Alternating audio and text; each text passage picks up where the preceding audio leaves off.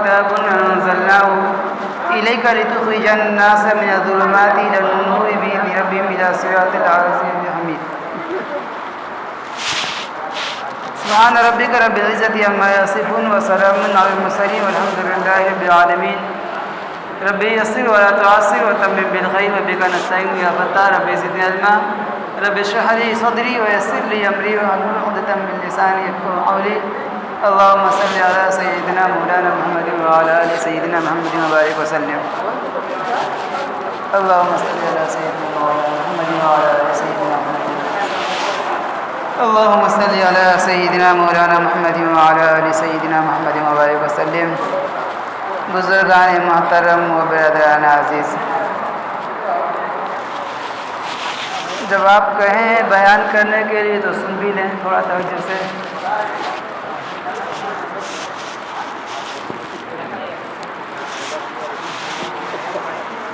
اللہ تبارک و تعالیٰ نے فرمایا الف لام را کتاب انزلناہ الیک، کہ یہ کتاب ہے جو ہم نے تمہاری طرف یعنی آپ کی طرف نازل کی ہے، اتاری ہے. کیوں؟ لتخرج الناس من الظلمات الی النور، تاکہ آپ اس کے ذریعے سے لوگوں کو ظلمت سے ہدایت کی طرف نکال کر لے آئیں اپنے رب کی اجازت سے.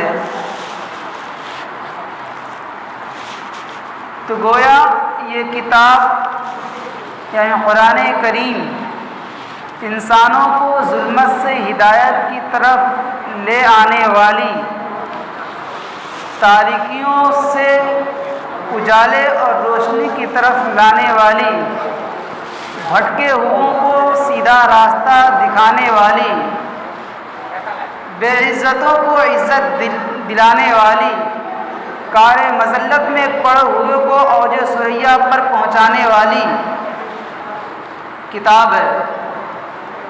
اور اللہ سے بھٹکے ہوئے کو اور راہ ہدایت سے بھٹکے ہوئے کو ہدایت دکھانے والی، ہدایت دینے والی کتاب ہے. اور جو اللہ سے دور ہیں انہیں اللہ سے ملانے والی کتاب ہے. یہ کتاب ہے ہدی للمتقین. اور یہ ہدایت بھی کس کے لیے ہے؟ کسے فائدہ پہنچتا ہے؟ جس کے اندر تقویٰ ہو، جو اللہ سے ڈرتا ہے، اس کو جو ہے اس قرآن کریم سے فائدہ پہنچتا ہے. اور جو اللہ سے نہیں ڈرتا، تقویٰ نہیں ہے ان کے اندر، اسے فائدہ نہیں پہنچتا. تو اس قرآن کریم سے صحیح طور پر فائدہ اٹھانا اور اللہ سے تعلق جڑ جانے کی شرط یہ بھی ہے کہ اس کے اندر تقویٰ ہو، اللہ کا خوف ہو، اللہ کا ڈر ہو.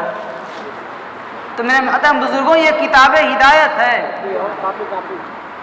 اور ہر موڑ پر انسان کی رہنمائی کرتی ہے. چنانچہ اس کا پڑھنا بھی عبادت ہے، اس کا پڑھانا بھی عبادت ہے، اس کا سننا بھی عبادت ہے، اس کا سنانا بھی عبادت ہے، اس کا سمجھنا بھی عبادت، اس کا سمجھانا بھی عبادت، اور اس پر عمل کرنا سب سے بڑی عبادت ہے. اس کو سمجھیں. اسی لیے آئیے اور آپ کو اس میں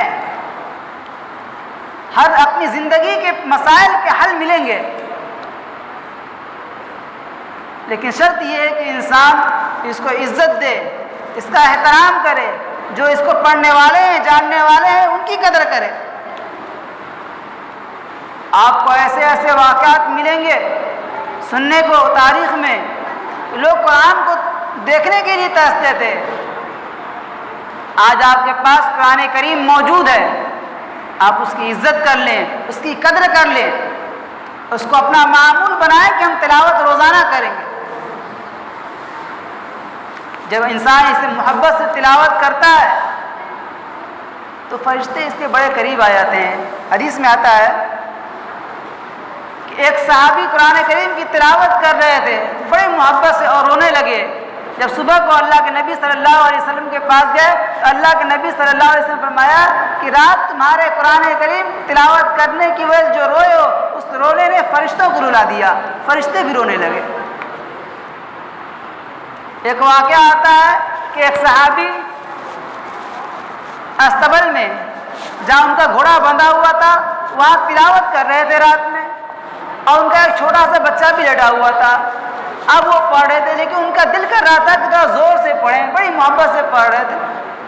جب زور سے پڑھتے تو گھوڑا جو ہے بدکنے لگتا. اب انہیں ڈر یہ ہوتا کہ اگر یہ بدکا تو بچے کو نقصان پہنچ جائے گا, لہٰذا پھر دھیمے پڑھنے لگتے. پھر دل مچلتا, پھر زور سے پڑھتے, پھر گھوڑا بدکنے لگتا اور پھر دھیمے پڑھنے لگتے. اسی طرح رات گزر گئی. صبح کو جب دعا کے لیے ہاتھ اٹھایا دیکھو کچھ روشنی ہے جو ان کے سروں کی طرف سے آسمان کی طرف جا رہی ہے. اللہ کے نبی صلی اللہ علیہ وسلم کے پاس ہے, یہ معاملہ بیان کیا کہ رات میں تلاوت کیا تھا, ایسا ایسا ہوا. اللہ کے نبی صلی اللہ علیہ وسلم نے فرمایا کہ وہ فرشتے تھے, اللہ کے فرشتے تھے جو تمہارا قرآن سن کر تمہارے پاس آ گئے تھے. اگر تم قرآن کو نہ روکتے اور پڑھتے رہتے تو آج مدینہ کے سارے لوگ فرشتوں کو دیکھ لیتے.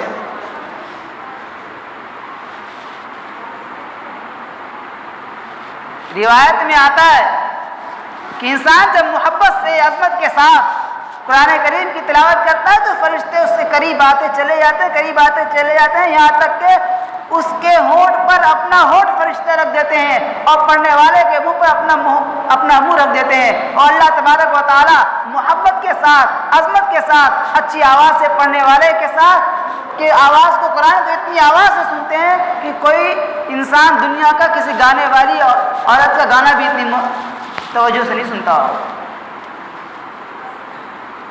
یہ قرآن کریم ہے, اس کی فضیلت کے لیے اتنا ہی کافی ہے کہ یہ اللہ کا کلام ہے, کلام الملوک ملوک الکلام, یہ اللہ کا کلام ہے. اور جو فضیلت اللہ کو تمام مخلوقات پر ہے وہی فضیلت جو ہے اللہ کے اس کلام کو, قرآن کریم کو تمام کتابوں پر اور باتوں پر ہے. اس سے میرے محترم بزرگوں, آج ہمارے پاس قرآن کریم موجود ہے, اس کی قدر کریں. کتابوں میں پیر ذوالفقار صاحب نقشبندی رحمۃ اللہ علیہ کا واقعہ لکھا ہے. انہوں نے بیان کیا کہ 1987 کا واقعہ بیان کیا کہ میں ایک مرتبہ واشنگٹن گیا تھا تو وہاں لوگوں نے بتایا یہاں ایک جگہ ہے جہاں ہر مذہب کے جو ہے چنیدہ لوگ آتے ہیں اور بیٹھتے ہیں. وہاں یہودی کے بھی جو گرو ہے وہی بیٹھتے ہیں, عیسائیوں کے بھی جو ہے وہ بھی بیٹھتے ہیں, اور ہندوؤں کو بھی جو پنڈت ہیں وہ بھی بیٹھتے ہیں, اور وہ جو ہے اپنے اپنے مذہب پر روشنی ڈالتے ہیں. اور چونکہ وہاں کوئی اسلام کی نمائندگی کرنے والا نہیں ہوتا ہے تو اسلام کے بارے میں کچھ بھی بولتے رہتے ہیں, اعتراضات کرتے ہیں. تو لوگوں نے مجھے کہا کہ آپ جائیے, آپ آئے ہوئے آپ بیٹھا کریں. وہ چلے گئے, کچھ دن بیٹھتے رہے. جو اسلام کے نام پہ وہاں کرسی لگی تھی, فرماتے کہ وہاں میں بیٹھتا تھا, اور جو بھی ان کو اسلام کی طرف سے شکایت ہوتی تھی ہماری ذمہ داری ہوتی تھی مسلمان ہونے کے ناطے کہ ہم اس کو واچ کریں اور ان کی کنفیوژن کو ہم دور کرتے تھے. اور مہینے میں ایک مرتبہ ان کی میٹنگ ہوتی تھی اور اس میں کوئی ایجنڈا طے پاتا تھا.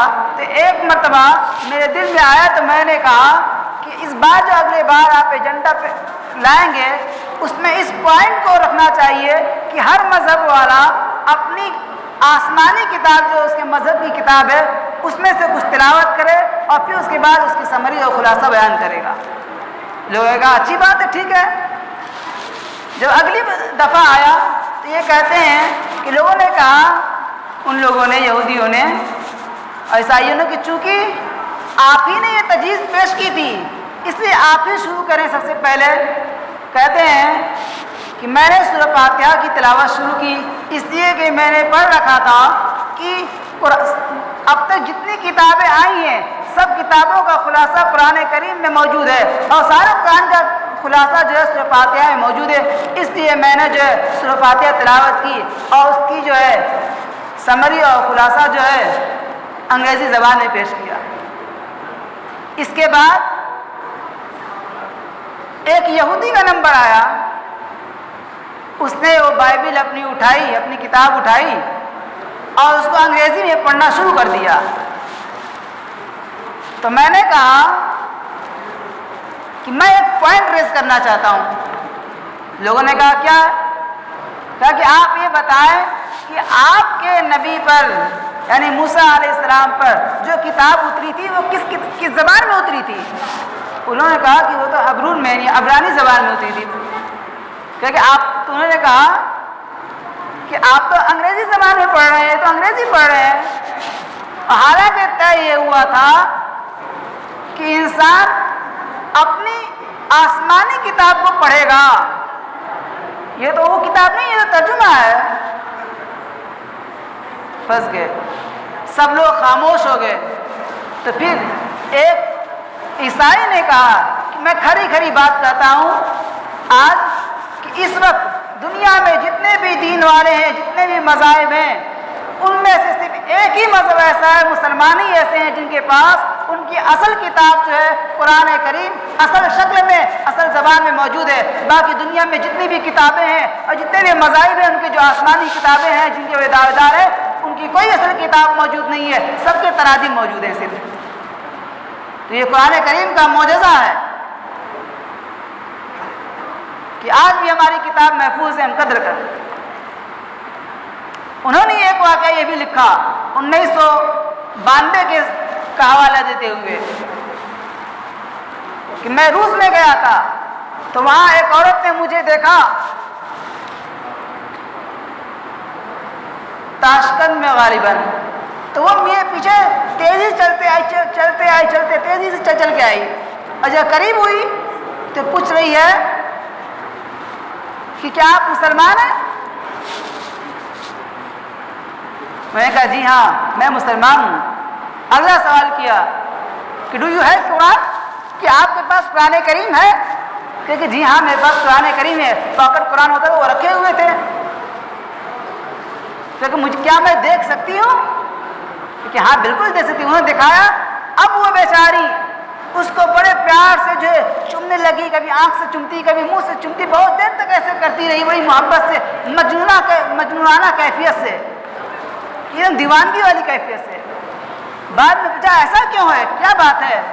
کہنے لگی کہ میں بھی مسلمان ہوں اور میری عمر 39 سال ہو رہی ہے، لیکن آج میں زندگی میں پہلی مرتبہ قرآن کریم کی زیارت کر رہی ہوں. وہ محبت تھی. آج تو ہمارے پاس قرآن کریم مسجد میں دیکھیے، مسجد میں موجود ہے، دکانوں میں موجود ہے، مدارس میں موجود ہے، ہمارے گھروں میں موجود ہے، یہاں تک کہ دکانوں میں بھی ہمارے موجود ہوتا ہے، لیکن ہمیں توفیق نہیں ہوتی کہ ہم اس کو کھول کے اسے پڑھ لیں. ہمیں قدر نہیں ہے. لیکن وہ لوگ تھے جو اس کی قدر کر رہے تھے. اسی طرح ایک اور واقعہ لکھا ہے انہوں نے اپنے دوست کا حوالہ دیتے ہوئے کہ وہ پریکٹس کے لیے کسی گئے تھے ماسکو میں. وہ دور تھا جب کمیونزم کا زور تھا اور یہ کہا جا رہا تھا کہ بہت جلد ہی ایشیا خون سے رنگ جائے گا. اس وقت گئے اور انہیں وہاں کا حال معلوم کیا. پتا چلا یہاں جتنی مسجدیں ہیں چونکہ جو کھلی تھیں انہیں گودام بنا دیا گیا ہے. ایک دو مسجد صرف رہ گئی ہے جنہیں گودام نہیں بنایا گیا، لیکن وہ کبھی کبھی کھول دی جاتی ہے ایسی کہ کوئی دیکھ لے. انہوں نے کہا کہ بھائی میں تو وہاں نماز پڑھتا تھا، یہاں بھی نماز پڑھوں گا، اور میں تو حکومت کی طرف سے آیا ہوا ہوں، لہذا ہمیں تو کوئی کچھ نہیں کہے گا. لہذا جس کے پاس چابی تھی اس کے پاس گئے، چابی لیے اور چابی لے کے کھولے. جمعے کا دن تھا لیکن کوئی نماز پڑھنے والا نہیں تھا. مسجد کو صاف کیا اور صاف کرنے کے بعد زور سے اذان دی کہ جمعہ تو ہو نہیں سکتا تھا، اس سے کوئی تھا نہیں، میں اکیلا تھا، اکیلے جمعہ نہیں ہوتا.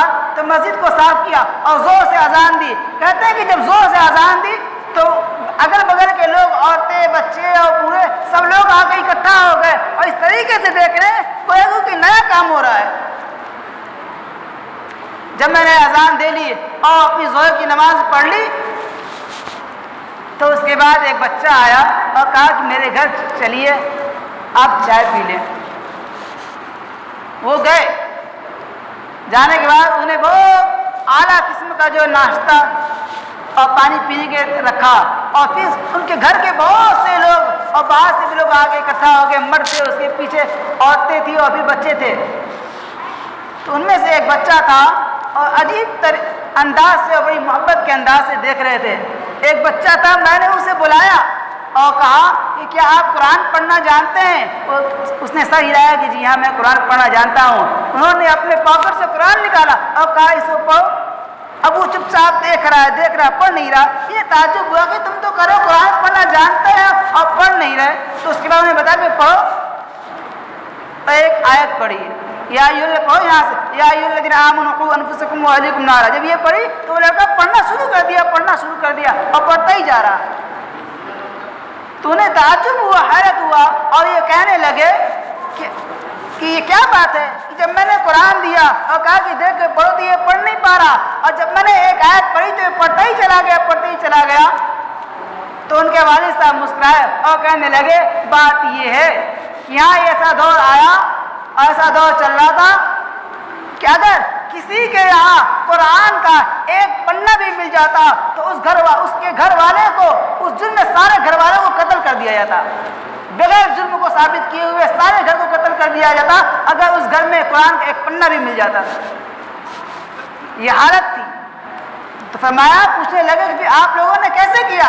کہہ رہے کہ ہمارے بچے تھے اور جو حافظ وغیرہ تھے اور قرآن پڑھنا جانتے تھے, کسی نے درزی کی دکان کھول لی ہے, کسی نے کچھ دکان کھول لی ہے, تو ہم ان کے پاس بھیجتے تھے اس بہانے سے کہ یہ درزی کا کام کر لے. اور جب وہ درزی کا کام سیکھنے جاتا تھا, کوئی سلائی سکھا رہا ہے, کوئی بٹن لگانا سکھا رہا ہے, تو اسی کے ساتھ ساتھ جو وہ قرآن کریم بھی پڑھا دیا کرتے تھے, یاد کرا دیا کرتے تھے. اس بہانے سے ہم نے قرآن کریم کی حفاظت کی ہے. تو اس کا نتیجہ یہ ہے کہ قرآن تو ہمیں رکھنے کی اجازت نہیں تھی, قرآن ہم نے آج تک نہیں دیکھا, لیکن دھیرے دھیرے ہمارے بچے حافظ ہو گئے. تو انسان قرآن کو جلا سکتا ہے, لیکن جو سینوں میں اللہ نے محفوظ رکھا ہے قرآن کو, اس قرآن کو کیسے مٹا سکتا ہے؟ تو وہاں قرآن نہیں تھا, لیکن اس طریقے سے انہوں نے حفاظت کی ہے. آج ہمارے پاس قرآن ہے لیکن ہم پھر بھی نہیں پڑھتے, ہم پھر بھی اسے نہیں دیکھتے. آج ہمارا بہت زیادہ ایسا شخص جس کا ہم بہت ریسپیکٹ کر رہے ہیں, بڑا احترام ہو, اس کے گھر کا ایک بچہ آ جائے اور پھر ہمیں موقع نہ ملے کہ ہم سے خیال کریں, یا نیک لوگ ان کا کوئی کسی سے بیعت ہو, اگر ان کا لڑکا آ جائے تو بڑا افسوس ہوگا کہ آئے ہوئے ہیں اور ہم نے ان کا احترام نہیں کیا, کچھ حال چال نہیں لیا, بات نہیں کی. تو یہ قرآن بھی اللہ کا مہمان ہے, ہمارے گھروں میں پڑھا ہوتا ہے, مسجدوں میں پڑھا ہوتا ہے, لیکن ہمیں پڑھنے کی توفیق نہیں ہوتی, ہمیں سیکھنے کی توفیق نہیں ہوتی. ان کے یہاں قرآن نہیں تھا, سکھانے والوں کی کمی تھی, قرآن دیکھ کے پڑھنا نہیں آتا تھا, لیکن نابینا کی طرح وہ حافظ ہو گئے. ہمارے یہاں پڑھنے والے بھی موجود ہیں, پڑھانے والے بھی موجود ہیں, قرآن کریم بھی موجود ہے. اس کے باوجود بھی ہم نہ پڑھنا جانتے ہیں, نہ ہم سیکھنے کے لیے تیار ہیں. ہمیں قدر نہیں ہے میرے مطلب. اگر ہم اس قرآن کو پڑھیں گے, سیکھیں گے محبت کے ساتھ اور اس پر عمل کریں گے تو یہ ہمیں ترقی کے راستے پہ لے جائے گا, ورنہ ذلیل ہوتے رہیں گے. صحابہ نے قرآن کو اپنایا تھا تو اللہ نے اس کی برکت سے جو ہے, وہ جن کی کوئی عزت نہیں تھی زمانے جاہلیت میں, لیکن انہیں بادشاہ بنایا. ایک صحابی کا واقعہ آتا ہے, لکھا ہے کہ ایک صحابی, ان کا مکان جو ہے تھوڑا دور تھا, مدینے سے کچھ دور پہ تھا, وہ مدینہ آ نہیں سکتے تھے قرآن شریف سیکھنے کے لیے اور پڑھنے کے لیے. تو وہ یہ کیا کرتے تھے کہ قرآن شریف کس طریقے سے ہم سیکھ لیں. تو جو مدینے سے راستہ گزرتا تھا, ان کے گاؤں سے ہو کے گزرتا تھا, تو اپنے گاؤں سے راستے پہ روزانہ آ جاتے تھے اور صبح سے شام تک قافلے کا انتظار کرتے تھے کہ مسلمانوں کا اگر کوئی قافلہ ادھر سے آئے تو ہم اس سے کچھ قرآن کریم سیکھ لیں. روزانہ کا ان کا معمول تھا کہ روڈ پہ چلے جاتے اور صبح سے شام تک انتظار کرتے, جب دیکھیں کہ مدینے سے مسلمانوں کا قافلہ جا رہا, اس سے رکتے اور پوچھتے کہ تمہارے پاس کچھ قرآن کریم ہے, کچھ آیتیں یاد کیا ہے. ان میں سے کسی کو ایک آیت یاد ہوتی, کسی کو 2-4 یاد ہوتی, وہ اسے روک کے اس کو سیکھتے اور یاد کرتے. روزانہ کا ان کا معمول تھا. اس طریقے سے ان کے پاس قرآن کریم کا ایک ذخیرہ موجود ہو گیا. یہ قربانیاں دی تھی.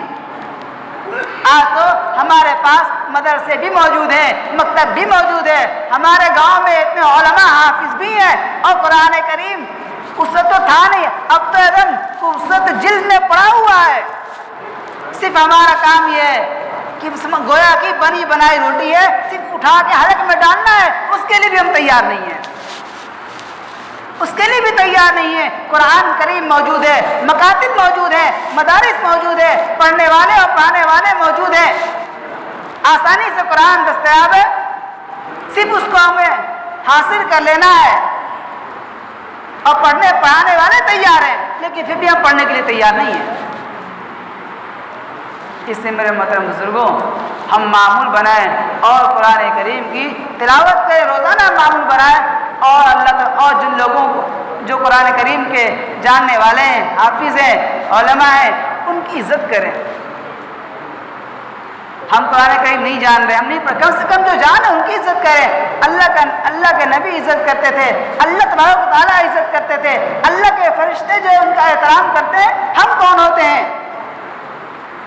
لہذا ان کی قدر کریں، عزت کریں اور ان سے سیکھیں اور دعا کریں کہ اللہ تبارک و تعالیٰ ہمیں اس قرآن کریم کی قدردانی کرنے کی توفیق عطا فرما دے۔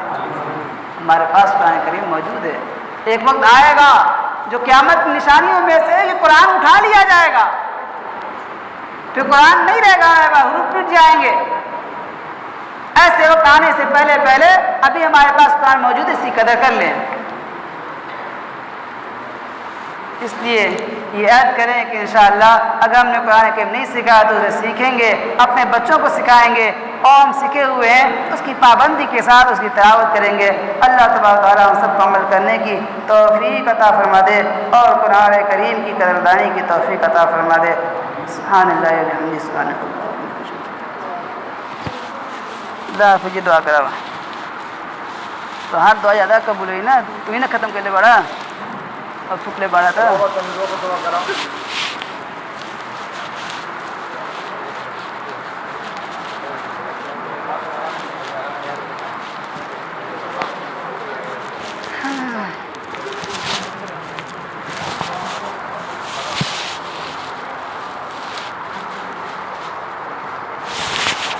دعا کر لیں۔ لا إله إلا أنت سبحانك إني كنت من الظالمين بسم الله الذي لا إله إلا هو عالم الغيب والشهادة هو الرحمن الرحيم ألف لام ميم الله لا إله إلا هو الحي القيوم وإلهكم إله واحد لا إله إلا هو الرحمن الرحيم يا ذا الجلال والإكرام يا ذا القوة المتين يا ذا العرش العظيم يا أحدا صمدا لم يلد ولم يولد ولم يكن له كفوا أحد صلى الله على النبي الأمي محمد وعلى آله وصحبه أجمعين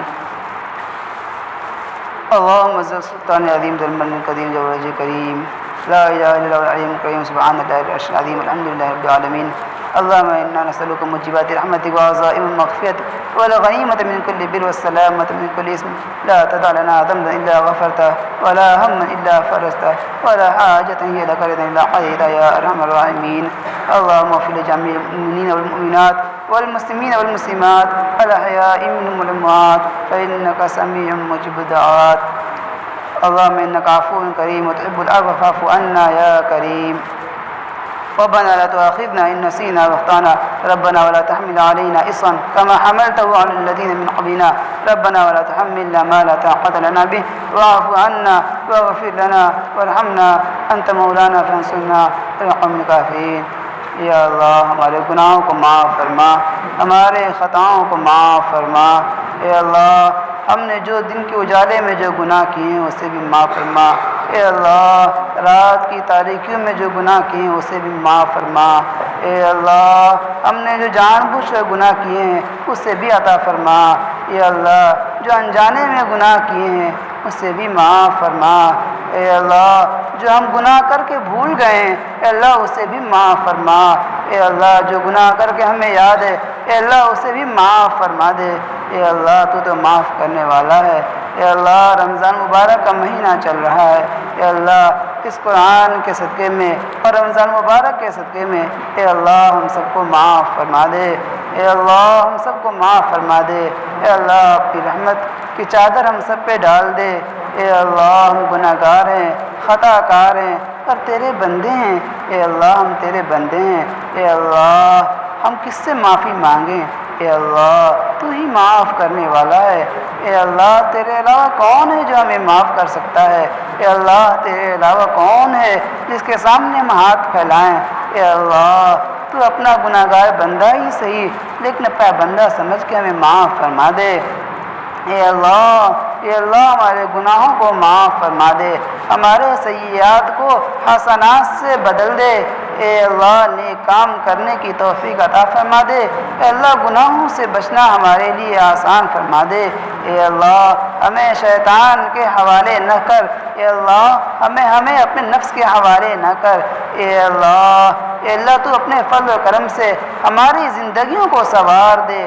اے اللہ ہمارا رشتہ اپنے سے جوڑ دے۔ اے اللہ ہمارا رشتہ اپنے سے جوڑ دے۔ اے اللہ ہماری عبادتوں کو قبول فرما لے۔ اے اللہ ہم نے عبادت ہم کیے، اے اللہ تو نے روزہ رکھنے کی توفیق دی، اسے بھی رکھا۔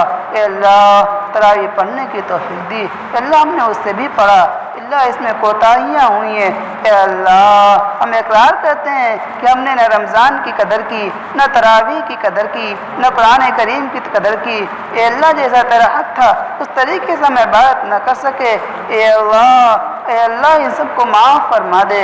اے اللہ ان کوتاہیوں کو معاف فرما کر اپنے فضل و کرم سے اے اللہ ہماری ٹوٹی پھوٹی عبادت کو قبول فرما لے۔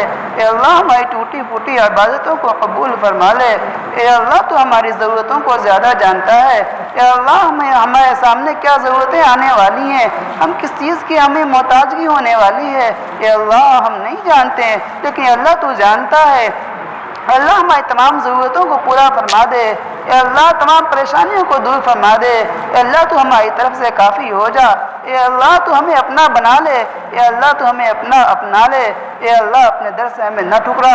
اے اللہ اپنے نیک بندوں کے صدقے تو ہم تو گناہگار ہیں لیکن تو اپنے نیک بندوں کے صدقے تو فعل میں اے اللہ ہمیں معاف فرما دے، ہماری عبادتوں کو قبول فرما دے۔